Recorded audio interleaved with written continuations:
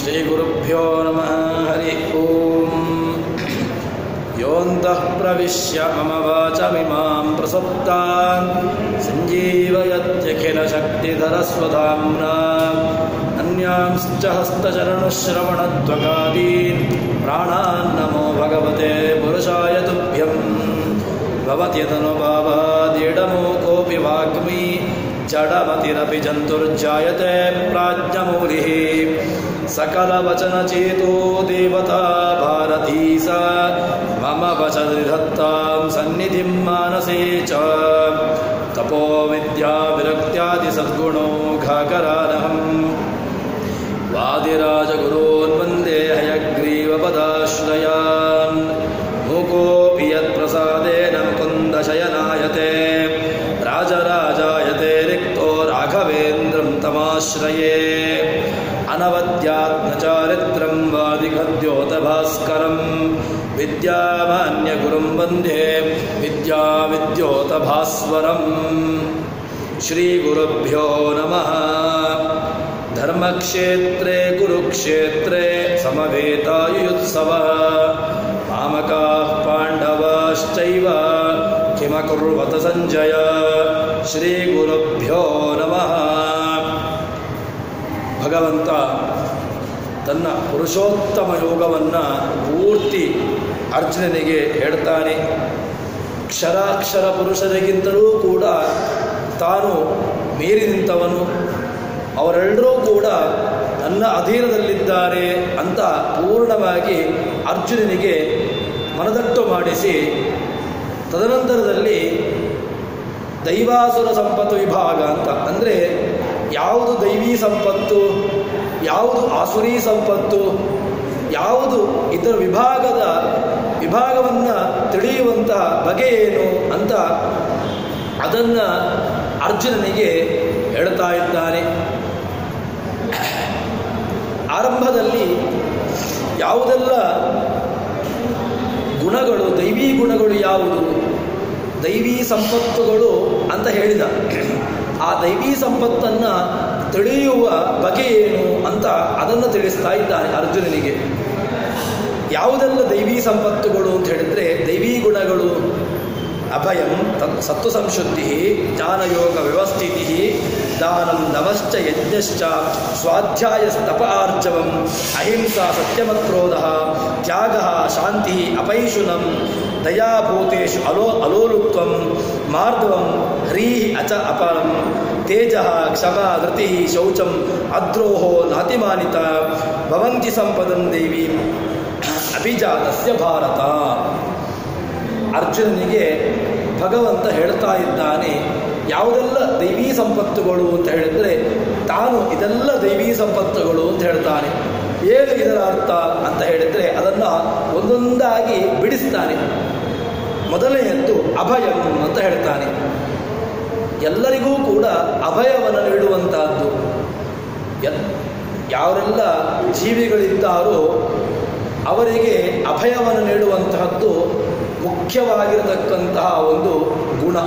ಅದಿರಬೇಕು, ಎಲ್ಲರಲ್ಲೂ ಇರಬೇಕಾದಂತಹ ಆ ಮುಖ್ಯವಾಗಿರತಕ್ಕಂತಹದ್ದು ಅಭಯಂ. ತನ್ನಿಂದ ಇನ್ನೊಬ್ಬರಿಗೆ ಭಯ ಇರಬಾರ್ದು, ಅಭಯವನ್ನು ನೀಡಬೇಕು. ಯಾರು ನನಗೆ ಆಶ್ರಯ ನೀಡಿ ಅಂತ ಹೇಳಿಕೊಂಡು ಬರ್ತಾರೋ ಅವರಿಗೆ ಅಭಯವನ್ನು ನೀಡುವಂತಹದ್ದು ಮುಖ್ಯವಾಗಿರತಕ್ಕಂತಹ ಗುಣ ಅಭಯಂ. ಇನ್ನು ಸತ್ವ ಸಂಶುದ್ಧಿ, ಸತ್ವ ಮನಸ್ಸಿನ ಶುದ್ಧಿ ಇರಬೇಕು. ಮನಸ್ಸು ಕಲುಷಿತವಾಗಬಾರದು. ಮನಸ್ಸಿನ ಕಲುಷತೆ ಹೇಗೆ? ಮನಸ್ಸು ಯಾವತ್ತೂ ಕೂಡ ಅದು ಶುದ್ಧವಾಗಿರ್ತದಲ್ವ. ಮನಸ್ಸಿನಲ್ಲಿ ಯಾವುದೇ ರೀತಿಯಾಗಿ ಕಶ್ಮಲಗಳು ಇಲ್ಲ ಅಲ್ವಾ ಅಂತ ಹೇಳಿದ್ರೆ, ಮನಸ್ಸಿನಲ್ಲಿಯೇ ಕಶ್ಮಲಗಳು ಇರುವಂತಹದ್ದು. ಅದು ಏನು ಅಂತಂದರೆ ಸಹಜವಾಗಿ ಮನೋಸಹಜವಾಗಿರ್ತಕ್ಕಂತಹ ಗುಣಗಳು, ಈ ರಾಗದ್ವೇಷಾದಿಗಳು ಅದು ಮನಸ್ಸಿನಲ್ಲೇ ಇರುವಂತಹದ್ದು. ಅದಕ್ಕೆ ಬೇರೆ ಆಶ್ರಯ ಇಲ್ಲ. ಅದನ್ನು ಜೀವನು ತೊಡೆದು ಹಾಕಬೇಕು, ಅದನ್ನು ತನ್ನಲ್ಲಿ ಇರಿಸಿಕೊಳ್ಳಬಾರದು. ಇದು ಸತ್ವ ಸಂಶುದ್ಧಿ. ಜ್ಞಾನಯೋಗ ವ್ಯವಸ್ಥಿತಿ. ತದನಂತರ ಏನಂತ ಕೇಳಿದರೆ ಜ್ಞಾನ, ಆ ಜ್ಞಾನವನ್ನು ಪಡೆಯುವಂತಹ ತುಡಿತ ಇರಬೇಕು. ತಾನು ಎಷ್ಟು ತಿಳ್ಕೊಂಡ್ರೂ ಕೂಡ ಆ ಜ್ಞಾನವನ್ನು ಇನ್ನಷ್ಟು ಪಡ್ಕೊಳ್ಬೇಕು ಅಂತ ಆ ಆಸೆ ಇರಬೇಕು. ಸಾಕು, ಅಲಂಭಾವನೆ ಇರಬಾರ್ದು. ಯಾವುದರಲ್ಲಿ ಅಲಂಭಾವನೆ ಇರಬಾರ್ದು ಅಂತಂದರೆ, ಈ ಜ್ಞಾನವನ್ನು ಪಡೆಯುವಲ್ಲಿ ತಾನು ಅಧ್ಯಯನ ಮಾಡಿದೆ, ಏನೋ ಒಂದು ಅಧ್ಯಯನ ಆಯಿತು, ಮುಗೀತು ನಮ್ಮದು ಅಧ್ಯಯನದ, ಇನ್ನು ಅಧ್ಯಯನಕ್ಕೆ ವಿರಾಮ ಇಲ್ಲ, ಸಾಧ್ಯವೇ ಇಲ್ಲ. ಆ ಜ್ಞಾನದಲ್ಲಿ ಯಾವತ್ತೂ ಕೂಡ ವಿರಾಮ ಅದಿಲ್ಲವೇ ಇಲ್ಲ. ಜ್ಞಾನದಲ್ಲಿ ನಿರಂತರ ಒಂದಾದರೊಂದು ಆ ಜ್ಞಾನದಲ್ಲಿ ಅವನು ತನ್ನನ್ನು ತೊಡಗಿಸಿಕೊಳ್ತಾ ಇರಬೇಕು. ತೊಡಗಿಸಿಕೊಂಡಾಗ ಏನಾಗ್ತದೆ ಅಂತಂದರೆ, ಇವತ್ತು ಒಂದು ರೀತಿಯಾಗಿರ್ತಕ್ಕಂಥ ಅರ್ಥ ಆಯಿತು, ಅದು ನಾಳೆ ಇನ್ನಷ್ಟು ಅದು ವಿಶೇಷವಾಗಿ ತನ್ನ ಅರ್ಥವನ್ನು ಬಿಡಿಸಿಕೊಡ್ಬೋದು. ಅದಕ್ಕೋಸ್ಕರ ಅದರಲ್ಲಿ ಕೃಷಿಯನ್ನು ಮಾಡಬೇಕು. ಈ ಜ್ಞಾನದಲ್ಲಿ ಮುಖ್ಯವಾದದ್ದು ಏನು ಅಂತ ಕೇಳಿದರೆ ಆ ಕೃಷಿ ಅಂತ ಹೇಳ್ತಾರೆ. ಜ್ಞಾನದಲ್ಲಿ ಕೃಷಿಯನ್ನು ಮಾಡಬೇಕು. ಜ್ಞಾನಯೋಗ ವ್ಯವಸ್ಥಿತಿ ದಾನಂ ದಮಶ್ಚ ಯಜ್ಞಶ್ಚ. ತದನಂತರ ದಾನವನ್ನು ನೀಡುವಂತಹದ್ದು ಇದ್ದೇ ಇದೆ. ದಾನ ಕೊಡಬೇಕು.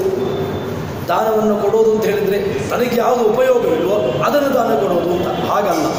ದಾನ ಕೊಡುವಂತಹದ್ದು ಹೇಗಾಗಿರಬೇಕು ಅಂತಂದರೆ, ತಾನು ಅದರಲ್ಲಿ ತನಗೆ ಬೇಡ ಅಂತ ಹೇಳಿಕೊಂಡು ದಾನ ಕೊಡೋದಲ್ಲ. ನಚಿಕೇತ ಯವನಚಿಕೇತನ ಸಂವಾದ, ಅಲ್ಲಿ ಆ ನಚಿಕೇತನ ಅಪ್ಪ ದಾನವನ್ನು ಕೊಡ್ತಾನೆ. ಆ ದಾನವನ್ನು ಕೊಡುವಾಗ ಅವನು ನಿರೀಂದ್ರಿಯ ಜಗತ್ ಅಲ್ಲಿ ಅವನು ತನ್ನ ತಂದೆ ವಾಜಶ್ರವಸ್ಸು ದಾನವನ್ನು ಕೊಡುವಾಗ ದುಗ್ಧದೋಹ ನಿರೀಂದ್ರಿಯ, ಅವನು ಗೋವನ್ನು ದಾನ ಮಾಡ್ತಾನೆ. ಅದು ಹೇಗಿತ್ತು ಅಂತ ಕೇಳಿದ್ರೆ, ದುಗ್ಧದೋಹ, ಇನ್ನು ಅದರಲ್ಲಿ ಹಾಲು ಕರೀಲಿಕ್ಕಾಗೋದಿಲ್ಲ. ನಿರೀಂದ್ರಿಯ, ಅದರಲ್ಲಿ ಇಂದ್ರಿಯಗಳಲ್ಲಿ ಸೌಷ್ಠವವೂ ಇಲ್ಲ. ಅಂತಹ ದಾನಗಳನ್ನು ನೀಡ್ತಾನಂತೆ. ತದನಂತರದಲ್ಲಿ ಏನು ಮಾಡ್ತಾನೆ, ಈ ನಚಿಕೇತ ಅವನಲ್ಲಿ ಅಪ್ಪನಲ್ಲಿ ಕೇಳ್ತಾನಂತೆ, ನನ್ನನ್ನು ಯಾರಿಗೆ ದಾನ ಕೊಡ್ತೀನಿ ಅಂತ. ನನ್ನನ್ನು ಯಾರಿಗೆ ದಾನ ಕೊಡ್ತೀನಿ ಅಂತ ಒಂದು ಸಲ ಕೇಳ್ತಾನೆ, ಎರಡನೇ ಸಲ ಕೇಳ್ತಾನೆ. ಅಪ್ಪನಿಗೆ ಸಿಟ್ಟು ಬಂದು ಮೃತ್ಯುವೇತ್ವಾದ ನೀತಿ ಅಂತ ಹೇಳಿಕೊಂಡು ಅವನಿಗೆ ಶಾಪ ಕೊಟ್ಟು ಬಿಡ್ತಾನೆ, ನನ್ನನ್ನು ಮೃತ್ಯುವಿಗೆ ಕೊಡ್ತೇನೆ ಅಂತ. ಇದು ಯಾಕೆ ಅಂತಂದರೆ, ನಾವು ದಾನವನ್ನು ಕೊಡುವಾಗ ನನಗೆ ಉಪಯೋಗವಿಲ್ಲದನ್ನು ದಾನ ನೀಡೋದಲ್ಲ. ಮತ್ತೇನು ಅಂತಂದರೆ, ತಾನು ಅದರಲ್ಲಿ ಉಪಯೋಗವಿದ್ದರೂ ಕೂಡ ನನಗೆ ಇದರಲ್ಲಿ ಸಾಕು, ಇದು ಇನ್ನೊಬ್ಬರಿಗೆ ಆಗಲಿ ಅಂತ ಹೇಳಿಕೊಂಡು ಆ ದಾನವನ್ನು ನೀಡುವಂತಹದ್ದು ಅದು ನಿಜವಾಗಿರತಕ್ಕಂತಹ ಸಾತ್ವಿಕ ದಾನ ಅಂತ ಹೇಳ್ತಾರೆ.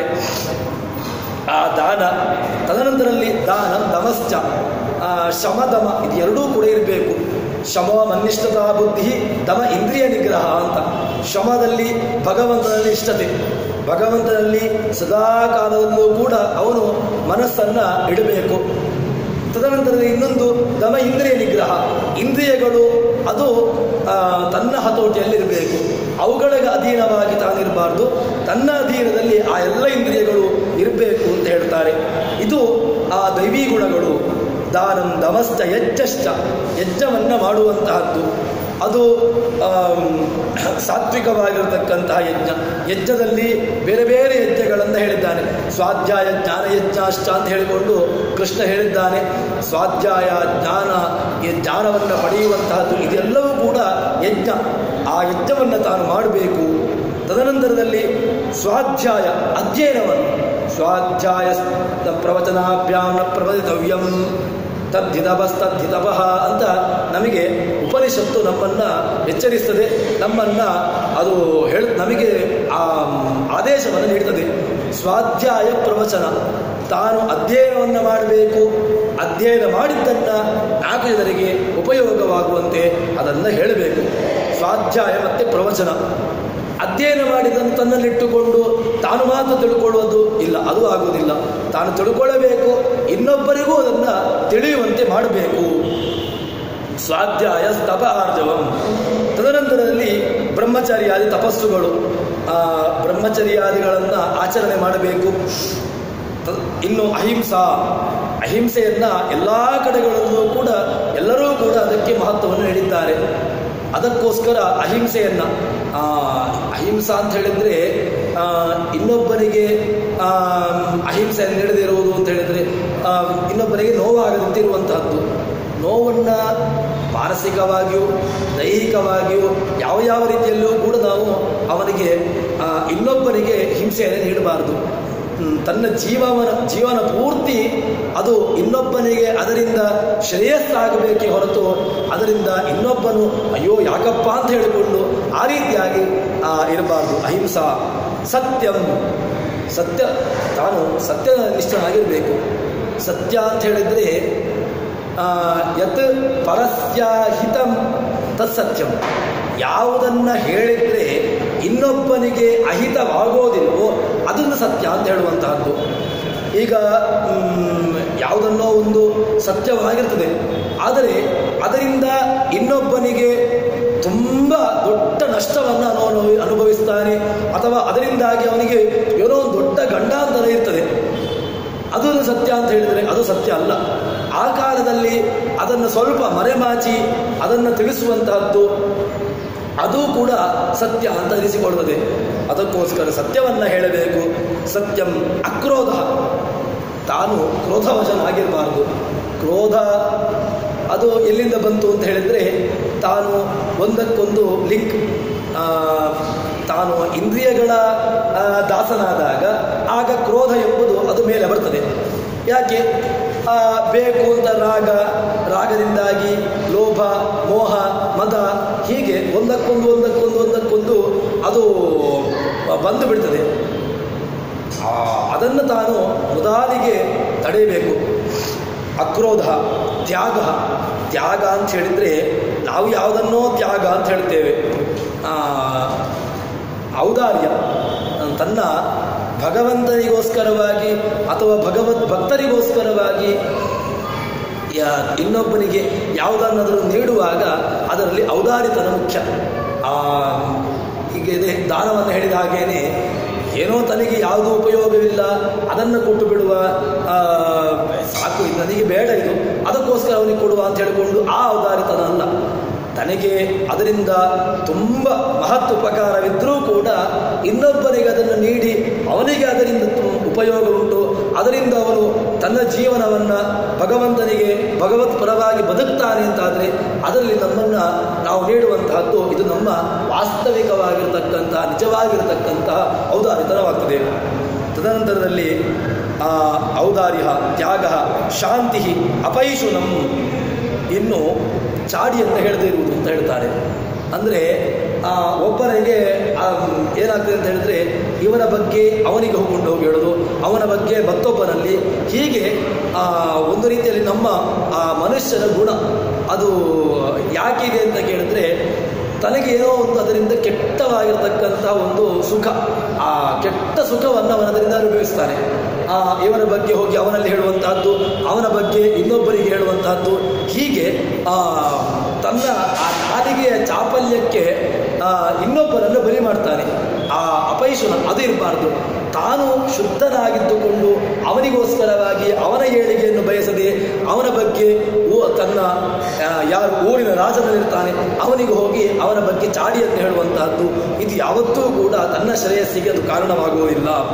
ಅಪೈಶುನಂ ದಯಾಭೂತೇಶು, ಭೂತದಯ ಅದು ಎಲ್ಲರಿಗೂ, ಅದು ಈ ಒಂದು ಧರ್ಮಕ್ಕೆ ಅಂತಲ್ಲ. ಭೂತದಯ ಅಂತ ಹೇಳಿದರೆ ಎಲ್ಲ ಭೂತಗಳಿಗೂ ದಯ. ನಾವು ಬ್ರಹ್ಮಯಜ್ಞಾದಿಗಳನ್ನು ಮಾಡಿದ ಮೇಲೆ, ಆ ವೈಶ್ಯದೇವಗಳಾದಿಗಳು ಮಾಡಿದ ಮೇಲೆ ನಾವು ಭೂತಯಜ್ಞವನ್ನು ಮಾಡಲಿಕ್ಕಿದೆ. ಭೂತಯಜ್ಞವನ್ನು ಮಾಡುವಾಗ ಒಂದು ಇಂತಿಷ್ಟು ಅನ್ನವನ್ನು ಹೊರಕ್ಕೆ ಹೋಗಿ ಅವರು ಅದನ್ನು ಹಾಕಿ ಹೇ ಭೂತ ಪ್ರಚಲಂತಿ ಅಂತ ಹೇಳಿಕೊಂಡು ಅಲ್ಲಿ ಆ ಭೂತ ಹೊರಗಿನ ಬಾಹ್ಯ ಪರಿವಾರಗಳ ಅಂತ ಹೇಳಿಕೊಂಡು ಅವುಗಳಿಗೆ ತೃಪ್ತಿಯನ್ನು ತೃಪ್ತಿಪಡಿಸಬೇಕು. ಆ ಭೂತದಯ ಅಂತ ಹೇಳಿದರೆ ಅದು ಮುಖ್ಯವಾಗಿ ಬೇಕಾಗಿರತಕ್ಕಂತಹದ್ದು. ಅದಕ್ಕೋಸ್ಕರ ಸರ್ವಭೂತೇಶು ದಯ ಅಲೋಲುತ್ವ. ಇನ್ನು ಲೋಲುಪತೆ ಅಂತ ಹೇಳಿದರೆ ಅದು ವಿಷಯದಲ್ಲಿ ಒಂದು ರೀತಿಯಾಗಿ ಆಸೆ, ಬೇಕು ತಾನು ಜೀವನವನ್ನು ಮಾಡಲಿಕ್ಕೆ ತಾನು ಬೇಕಾದಷ್ಟು ಸಂಪತ್ತಿದೆ, ತನ್ನ ಜೀವನವನ್ನು ನೆಮ್ಮದಿಯಲ್ಲಿ ತಾನು ಮಾಡಲಿಕ್ಕೆ ಸಮರ್ಥನಾಗಿದ್ದಾನೆ. ಆದರೂ ಕೂಡ ಅದು ಏನಾಗ್ತದೆ ಅಂತ ಕೇಳಿದ್ರೆ ಮತ್ತೊಬ್ಬರನ್ನು ನೋಡೋದು, ಮತ್ತೊಬ್ಬರನ್ನು ನೋಡಿ ಅಯ್ಯೋ ಅವನಲ್ಲಿ ಅಷ್ಟು ಸಂಪತ್ತಿದೆ ನನ್ನಲ್ಲಿ ಸಂಪತ್ತಿಲ್ಲ ಅಂತ ಹೇಳಿಕೊಂಡು ಅವನಲ್ಲಿ ಸಂಪತ್ತಿದೆ, ನನ್ನಲ್ಲಿ ಸಂಪತ್ತಿಲ್ಲ ಅಂತ ಕೊರಗುವುದು. ಇದು ಯಾವತ್ತೂ ಕೂಡ ಆಗಬಾರ್ದು. ತನ್ನಲ್ಲಿ ಏನು ಸಂಪತ್ತಿದೆ, ತಾನು ಏನು ಸಾತ್ವಿಕವಾಗಿ ತಾನು ಸಂಪತ್ತನ್ನು ದುಡಿದು ಮಾಡಿದ್ದಾನೆ, ಅದನ್ನು ತಾನು ಅದರಲ್ಲಿ ತೃಪ್ತಿಯನ್ನು ಹೊಂದಬೇಕು. ಅಲೋರುತ್ವಂ ಮಾರ್ಧವಂ ಹ್ರೀರಚಾಪಲಂ ಮೃದುತ್ವ, ಇನ್ನು ಕ್ರೌರ್ಯ ಇರಬಾರ್ದು. ಒಬ್ಬನಿಗೆ ಹಿಂಸಿಸುವಂತಹದ್ದು ಅಥವಾ ಅವನನ್ನು ಕೆಳಕ್ಕೆ ಹೋಗಲಿ, ಅವನಲ್ಲಿ ಯಾರಾದರೂ ತನ್ನಗಿಂತ ಏಳಿಗೆ ಅವನಿಗೆ ತನ್ನ ಪ್ರಾಮಾಣಿಕ ಪ್ರಯತ್ನದಿಂದ ಒಬ್ಬ ಏಳಿಗೆಗೆ ಬರ್ತಾ ಇದ್ದ ಅಂತ ಹೇಳಿದ್ರೆ ಅದನ್ನು ಸಹಿಸದಿರುವುದು, ಅವನನ್ನು ಇನ್ನಷ್ಟು ಕೆಳಕ್ಕೆ ಹಾಕಿ ಅವನನ್ನು ತುಳಿದು ಅದರಿಂದ ತಾನು ವಿಕೃತವಾಗಿರತಕ್ಕಂತಹ ಆನಂದವನ್ನು ಸಂದದು ಅದು ಕೂಡ ಒಳ್ಳೆಯದಲ್ಲ. ಅಚಾಪಲಂ ಹ್ರೀರಚಾಪಲಂ, ಅಚಾಪಲ್ಯ ಇನ್ನು ಇಂದ್ರಿಯಗಳ ಚಾಪಲ್ಯ, ಅದು ಕಿವಿ, ಕಣ್ಣು, ಮೂಗು, ನಾಲಿಗೆ ಇತ್ಯಾದಿಗಳಲ್ಲಿ ಆ ಚಾಪಲ್ಯಕ್ಕೆ ಒಳಗಾಗಬಾರದು. ಆ ಚಾಪಲ್ಯವನ್ನು ತಾನು ತೊಡೆಯಬೇಕು. ತೇಜ, ಇನ್ನು ಸ್ಥೈರ್ಯ,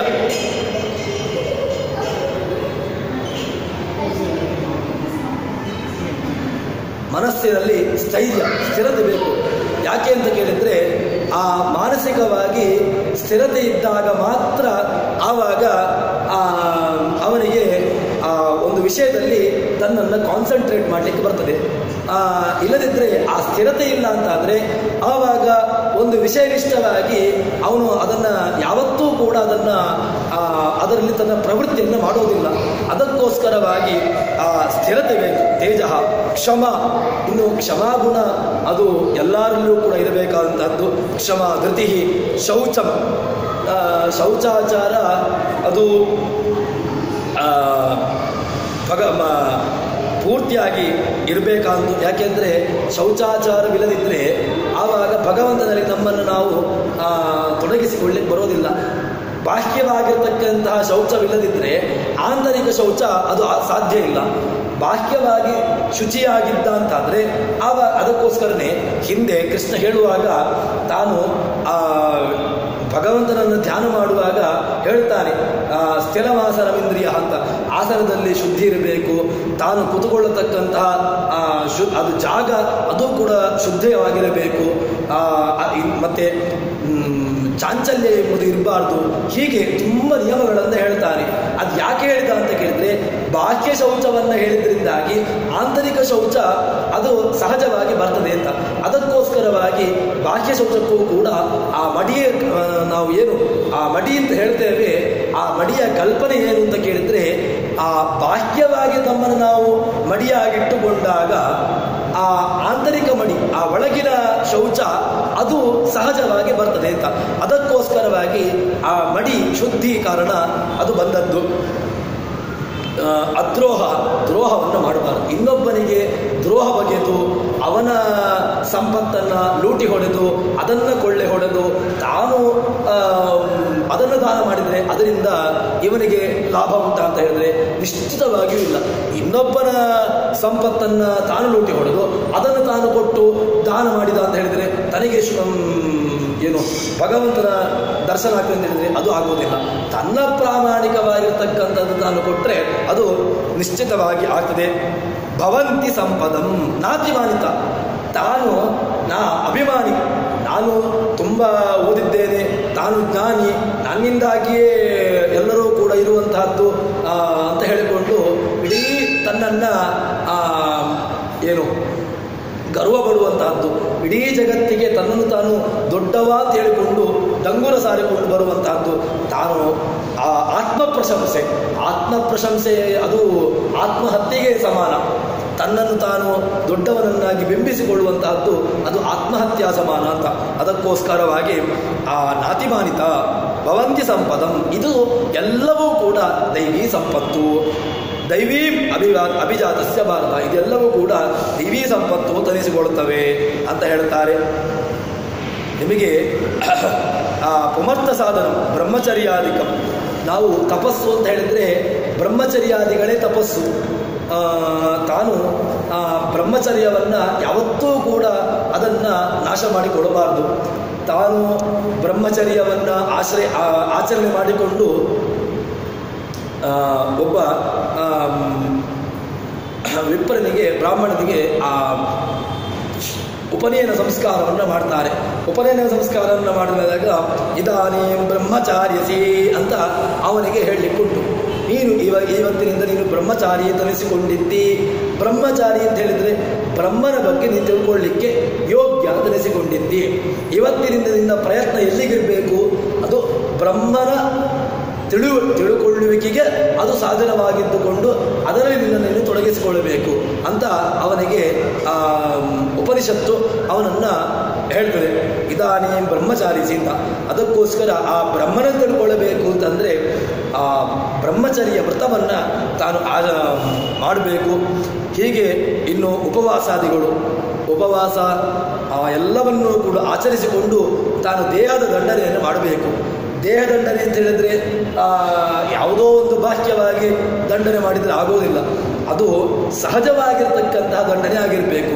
ಆ ಉಪವಾಸಾದಿಗಳು, ಭೀಷ್ಮಪಂಚಕ, ವಿಷ್ಣು ಪಂಚಕ, ಏಕಾದಶ್ಯಾದಿ ಉಪವಾಸಾದಿಗಳು, ಅದೇ ರೀತಿಯಾಗಿ ಚಾತುರ್ಮಾಸ್ಯಾದಿ ವ್ರತಗಳು, ಇವೆಲ್ಲವೂ ಕೂಡ ನಮಗೆ ಆ ಶುದ್ಧಿಗೆ, ನಮ್ಮ ಅಂತಃಕರಣ ಶುದ್ಧಿಗೆ ಇರತಕ್ಕಂತಹ ಒಂದೊಂದು ಅದು ಸಾಧನಗಳು. ಅದಕ್ಕೋಸ್ಕರವಾಗಿ ಅದರಲ್ಲಿ ತನ್ನನ್ನು ತಾನು ತೊಡಗಿಸಿಕೊಳ್ಳಬೇಕು ಅಂತ ಕೃಷ್ಣ ಹೇಳ್ತಾನೆ. ಆ ಪೈಶುರ ಶಬ್ದಕ್ಕೆ ಅರ್ಥವನ್ನು ಬಿಡಿಸ್ತಾರೆ. ಪರೋಪದ್ರವ ನಿಮಿತ್ತ ದೋಷಾಣ ರಾಜಾದೇಹ ಕಥನಂ. ಪರನಿಗೆ ಉಪದ್ರ ನೀಡಬೇಕು ಅಂತ ತನ್ನ ಮನಸ್ಸಿನಲ್ಲಿ ಉತ್ಕಟವಾಗಿರತಕ್ಕಂಥ ಇಚ್ಛೆ, ಆ ಇಚ್ಛೆ ಅದನ್ನೇನು ಮಾಡ್ತಾನೆ ಅಂತ ಕೇಳಿದರೆ ಆ ಊರಿನ ರಾಜನಿಗೆ ಹೋಗಿ ಹೇಳುವಂಥದ್ದು. ಅವನಲ್ಲಿ ಈ ದೋಷ ಇದೆ, ಅವನು ಹೀಗೆ ಮಾಡ್ತಾ ಇದ್ದಾನೆ, ಅವನು ಈ ರೀತಿಯಾಗಿದ್ದಾನೆ, ಅದನ್ನು ಕೊಂಡು ಹೋಗಿ ಆ ಊರಿನ ಮುಖ್ಯಸ್ಥನಿಗೆ ಹೇಳುವಂತಹದ್ದು. ಇದು ತನ್ನ ಇಂದ್ರಿಯದ ಚಾಪಲ್ಯ. ಅವನ ದೋಷವನ್ನು ತಾನು ಆಡಿಕೊಂಡು ತಾನು ಅದಕ್ಕೆ ದುಃಖಭಾಜನಾಗ್ತಾನೆ. ಅದಕ್ಕೋಸ್ಕರವಾಗಿ ಅದನ್ನು ತಾನು ಯಾವತ್ತೂ ಕೂಡ ಮಾಡಬಾರ್ದು ಅಂತ ಹೇಳ್ತಾನೆ. ಇನ್ನು ಈ ಸ್ಥಿರದ ದೃಢ ನಿರ್ಧಾರ, ತಾನು ಏನನ್ನ ನಿಶ್ಚಿತವಾಗಿ ಒಮ್ಮೆ ನಿರ್ಧಾರ ಮಾಡ್ತಾನೋ ಅದರಲ್ಲಿ ಮತ್ತೆ ಯಾವತ್ತೂ ಕೂಡ ಅಲುಗಾಡಬಾರ್ದು. ಒಮ್ಮೆ ನಾವು ಹೀಗೇನೆ ಅಂತ ತೀರ್ಮಾನ ಮಾಡಿದ ಮೇಲೆ ಅದರಲ್ಲಿ ಮತ್ತೆ ಪುನಃ ಬೇಕೋ ಬೇಡವೋ, ಇದಾಗ್ತದೋ ಇಲ್ವೋ ಅಂತ ಹೇಳಿಕೊಂಡು ಅದರಲ್ಲಿ ನಿರ್ಧಾರದಲ್ಲಿ ಸಂಚಲನ ಇರ್ತದೆ, ಅದು ಇರಬಾರ್ದು. ಆ ನಿರ್ಧಾರ ಮಾಡಿದ ಮೇಲೆ ಅದರಲ್ಲಿ ಒಂದು ಸಲ ನಿರ್ಧಾರವಾದ ಮೇಲೆ ಅದನ್ನು ಮತ್ತೆ ಯಾವತ್ತೂ ಕೂಡ ಅದರಲ್ಲಿ ಯಾವುದೇ ರೀತಿಯಾಗಿ ಆ ಇಂದ್ರಿಯ ನಿರ್ಧಾರಗಳನ್ನು ಬದಲಿಸಬಾರ್ದು ಅಂತ ಹೇಳ್ತಾನೆ ಕೃಷ್ಣ. ಹೀಗೆ ಹೇಳಿದ ಮೇಲೆ ತದನಂತರ ಹೇಳ್ತಾನೆ, ಕ್ಷಮಾತು ಕ್ರೋಧ ಭಾವೇನ ಸಹ ಅಪಕರ್ತು ಅನಪಕಾರ ಅಕ್ರೋಧ. ಅಂದರೆ ಏನು ಕ್ಷಮ?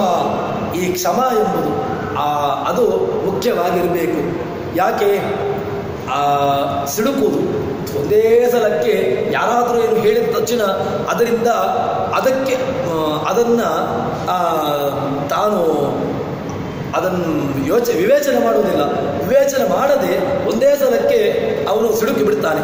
ಅದರಿಂದ ತನ್ನ ಏನು ತಪಸ್ಸಿದೆ ಅದು ನಾಶವಾಗ್ತದೆ. ಅದಕ್ಕೋಸ್ಕರ ಅದನ್ನು ಮಾಡಬಾರ್ದು.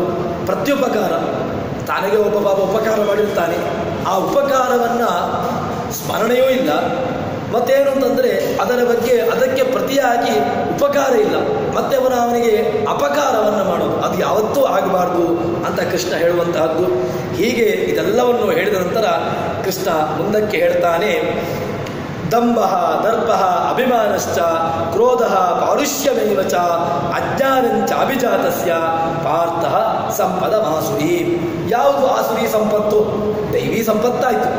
ಯಾವುದು ಆಸುರಿ ಸಂಪತ್ತು ಯಾವುದು ಅಂತಂದರೆ ಹೇಳ್ತಾನೆ, ದಂಭ ಜಂಭ ಅಂತ ಹೇಳ್ತೇವೆ.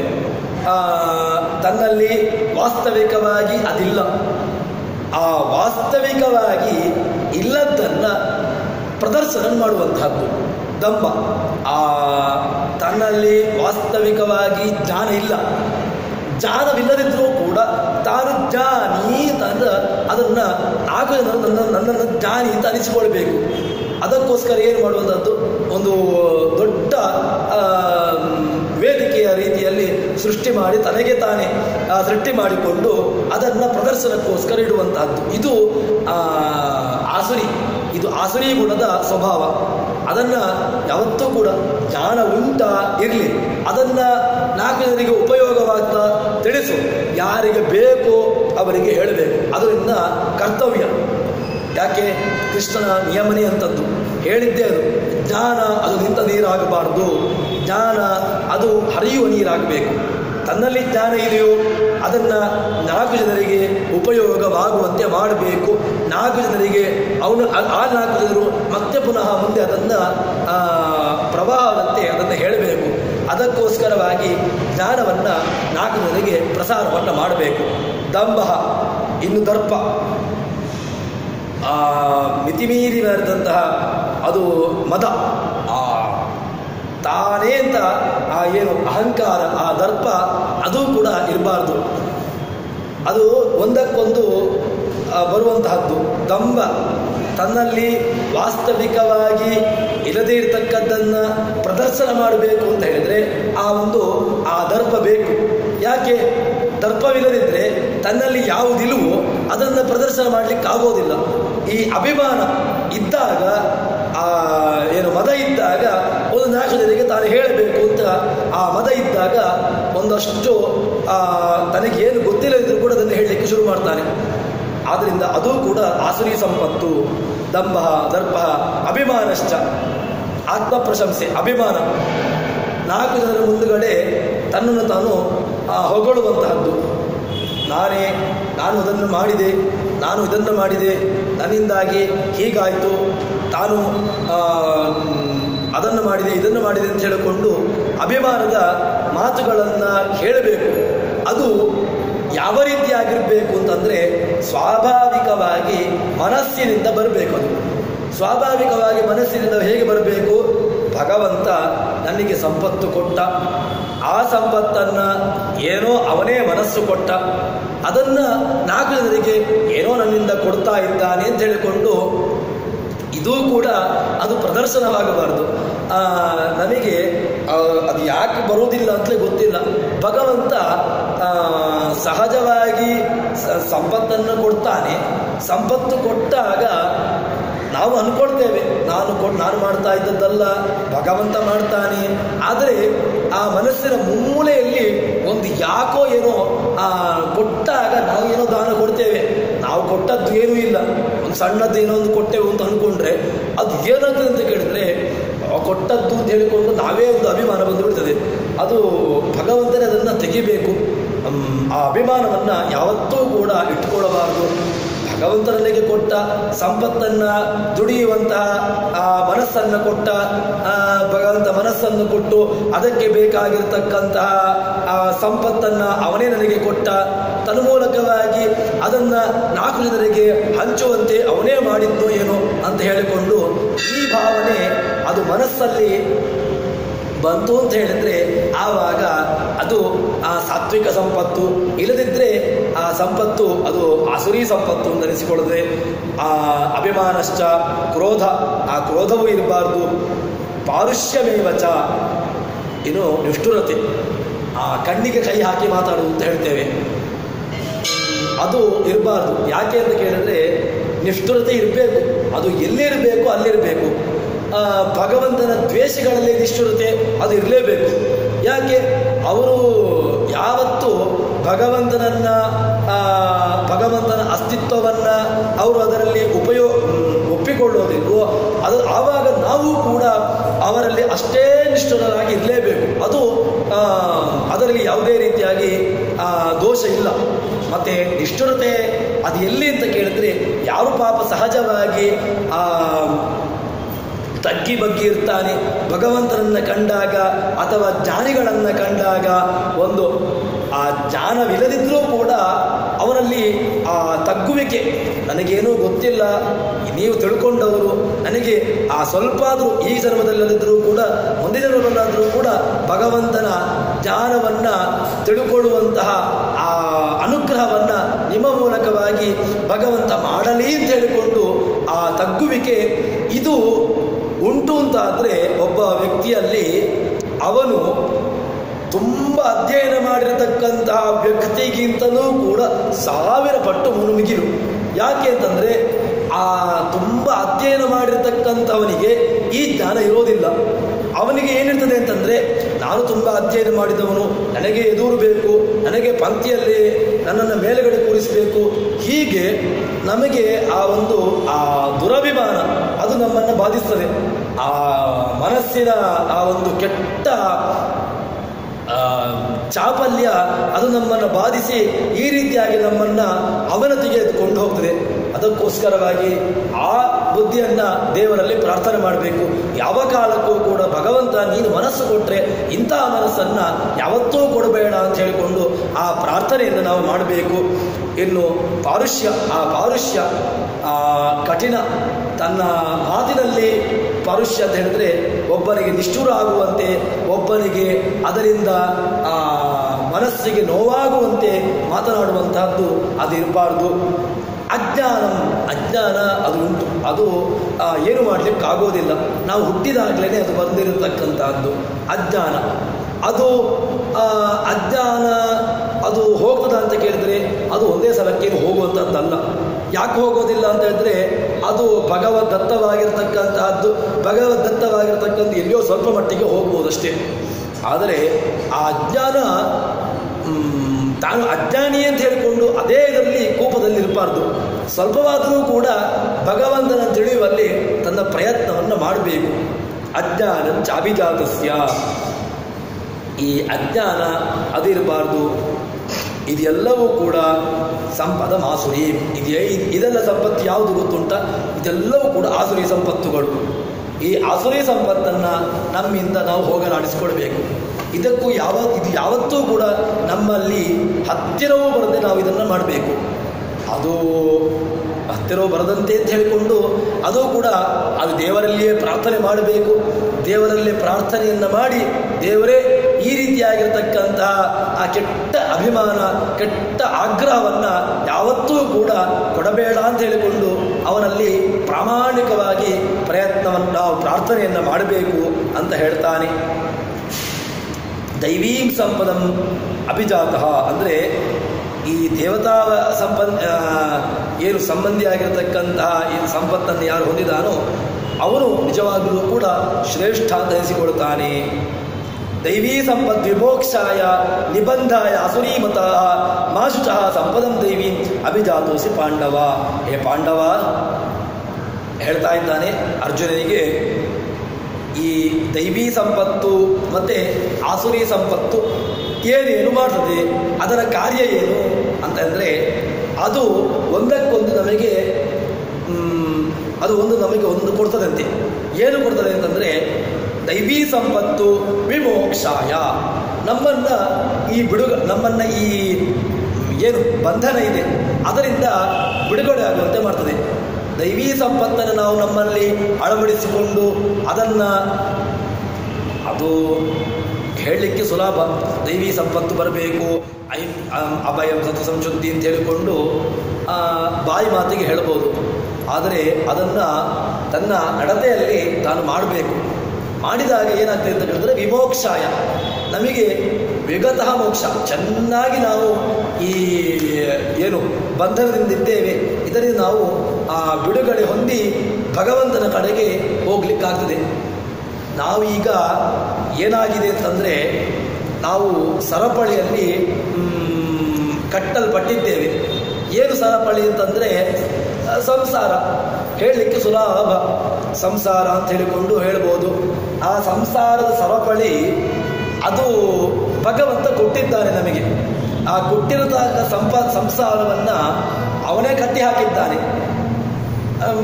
ಆ ಕಟ್ಟಿರತಕ್ಕಂತಹ ಸಂಪತ್ತು ನಾವು ಆ ಗಂಟನ್ನು ನಾವು ತೆಗಿಲಿಕ್ಕೆ ಹೋದರೆ ಏನಾಗ್ತದೆ ಅಂತಂದರೆ ಅದು ಒಂದು ರೀತಿಯಾಗಿ ಅದು ಗೋದಲು ಮತ್ತೆ ಪುನಃ ಗಂಟೆ ಆಗುವಂತಹದ್ದು.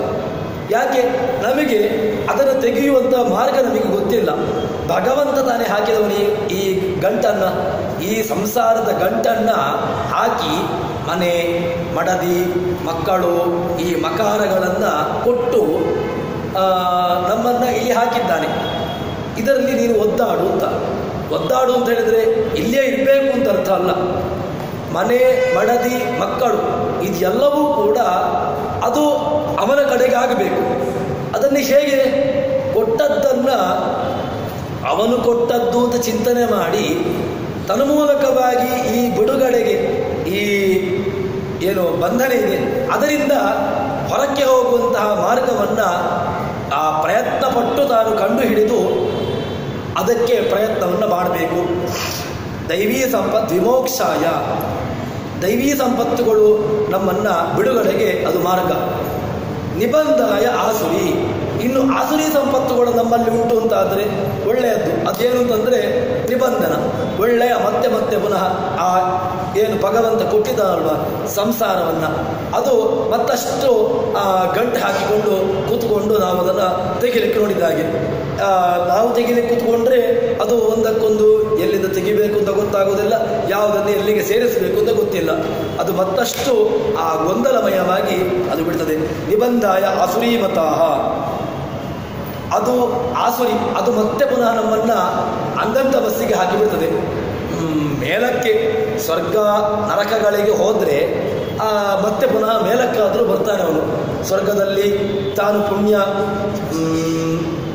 ಸ್ವರ್ಗದಲ್ಲಿ ತಾನು ಮಾಡಿರತಕ್ಕಂತಹ ಶುಭ ಫಲಗಳಿಗೆ ಒಳ್ಳೆಯದನ್ನು ಅನುಭವಿಸ್ತಾನೆ. ನರಕದಲ್ಲಿ ತಾನು ಮಾಡಿರತಕ್ಕಂತಹ ಕೆಟ್ಟ ಕೆಲಸಗಳಿಗೆ ಅಲ್ಲಿಯೂ ಕೂಡ ಫಲವನ್ನು ಅನುಭವಿಸ್ತಾನೆ. ಮರ್ತ್ಯಲೋಕೆ ಮತ್ತೆ ಪುನಃ ಎಲ್ಲಿಗೆ ಬರ್ತಾನೆ? ಈ ಭೂಮಿಗೆ ಬಂದು ಭಗವಂತ ಅವನನ್ನು ಹುಟ್ಟಿಸ್ತಾನೆ. ಅದಕ್ಕೋಸ್ಕರವಾಗಿ ಆ ಈ ಏನು ಬಂಧನದಿಂದ ಹೊರಕ್ಕೆ ಹೋಗುವಂತೆ ಅವನಲ್ಲಿ ಪ್ರಾರ್ಥನೆ ಮಾಡಬೇಕು. ಈ ಆಸುರಿ ಸಂಪತ್ತುಗಳು ನಮ್ಮಲ್ಲಿ ಯಾವತ್ತೂ ಕೂಡ ಹತ್ತಿರವೂ ಬರದಂತೆ ನೋಡಿಕೊಳ್ಳಬೇಕು. ಮಾಶುಚಃ, ನೀನು ಕೃಷ್ಣ ಹೇಳ್ತಾನೆ ಅವನಿಗೆ, ಅರ್ಜುನನಿಗೆ ಹೇಳ್ತಾನೆ, ನಿನಗೆ ಶೋಕ ಬೇಡ. ಮಾಶುಚಃ, ಯಾಕೆ? ನಿನಗೇನು ಉಂಟು ಗೊತ್ತುಂಟ? ನೀನು ಯಾವತ್ತೂ ಕೂಡ ದೈವೀ ಅಭಿಜಾತೋಸಿ, ನಿನಗೆ ದೈವೀ ಸಂಪತ್ತನ್ನು ಕೊಟ್ಟೇ ನಾನು ಗಳಿಸಿದ್ದೇನೆ. ನಿನಗೆ ನೀನು ಪಾಪ ನೀನು ಒದ್ದಾಡಬೇಕು ಅಂತಿಲ್ಲ. ನಮಗೆ ಕೃಷ್ಣ ಹೀಗೆ ಹೇಳಲಿಕ್ಕೆ ಸಾಧ್ಯವೇ ಇಲ್ಲ. ಯಾಕೆ? ಅವನಿಗೆ ಅರ್ಜುನನಿಗೆ ಅಪರೋಕ್ಷ ಜ್ಞಾನ, ಇಂದ್ರನಿಗೆ ಅಪರೋಕ್ಷ ಜ್ಞಾನ ಆಗಿದೆ. ಅವನು ಇಂದ್ರ ಪದವಿ ಇದ್ದಾನೆ ಅಂತ ಹೇಳಿದ್ರೆ ಭಗವಂತನ ಜ್ಞಾನ ಒಂದು ರೀತಿಯಲ್ಲಿ ಆಗಿದೆ. ಪ್ರಾರಬ್ಧ ಕರ್ಮವನ್ನು ಅನುಭವಿಸ್ತಾ ಇದ್ದಾನೆ ಅವನಷ್ಟೇ. ಕೃಷ್ಣ ಹೇಳ್ತಾನೆ, ಮಾಶುಚ, ನೀನು ಶೋಕವನ್ನು ಪಡಬೇಡ. ನೀನು ಹುಟ್ಟುವಾಗಲೇನೆ ದೈವೀ ಸಂಪದ ಅಭಿಜಾತೋಸಿ, ನಿನಗೆ ನಾನು ಹುಟ್ಟುವಾಗಲೇನೆ ದೈವೀ ಸಂಪತ್ತನ್ನು ಕೊಟ್ಟೇ ಕಳಿಸಿದ್ದೇನೆ. ನೀನು ಅದನ್ನು ಈಗ ವ್ಯಕ್ತ ಮಾಡಬೇಕಷ್ಟೇ.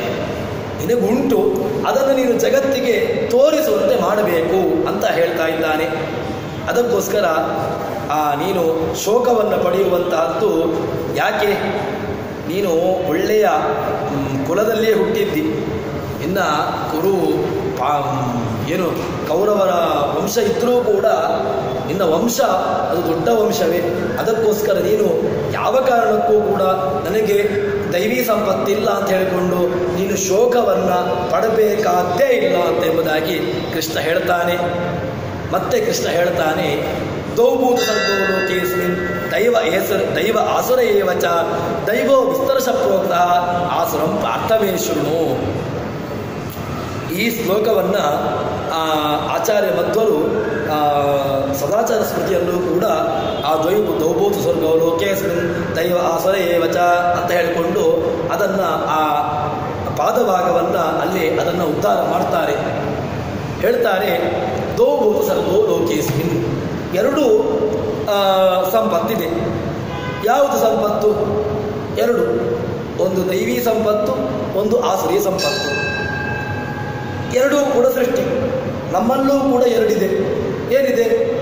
ಒಂದು ಕಾಲಕ್ಕಾಗುವಾಗ ದೈವೀ ಗುಣ ನಮ್ಮಲ್ಲಿ ವ್ಯಕ್ತವಾಗ್ತದೆ, ಇನ್ನು ಕೆಲವು ಸಂದರ್ಭದಲ್ಲಿ ಆಸುರಿ ಗುಣ ನಮ್ಮಲ್ಲಿ ವ್ಯಕ್ತವಾಗ್ತದೆ. ಯಾರಿಗಾದರೂ ಕೂಡ ನಮಗೆ ಹಿತರಾದವರು ಬಂದರೆ ಆವಾಗ ಅವರಲ್ಲಿ ದೈವೀ ಗುಣದ ಅಭಿವ್ಯಕ್ತ, ನವರು ನಮ್ಮವರು ಆಗಲಿ ಬನ್ನಿ ಅಂತ ಹೇಳಿಕೊಂಡು.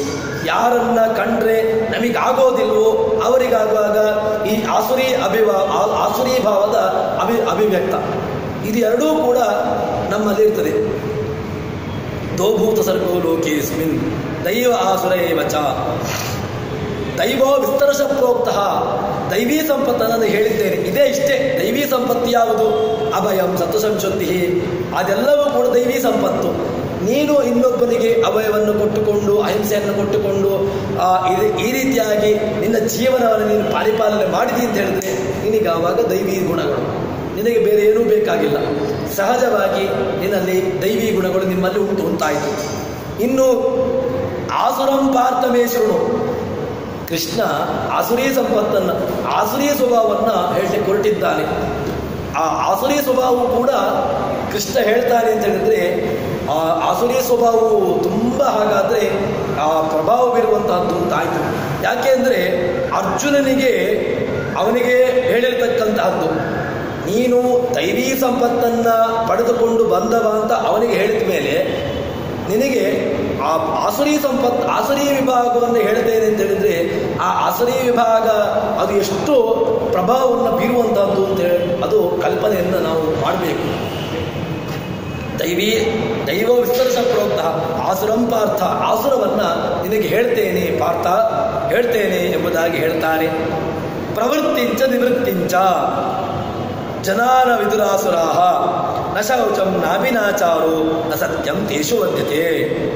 ಏನು ಆಸುರಿ ಸಂಪತ್ತುಳ್ಳಂತಹ ಆ ವ್ಯಕ್ತಿಗಳು ಹೇಗಿರ್ತಾರೆ ಅಂತಂದರೆ ಕೃಷ್ಣ ಹೇಳ್ತಾನೆ ಪ್ರವೃತ್ತಿಂಚ ನಿವೃತ್ತಿಂಚ.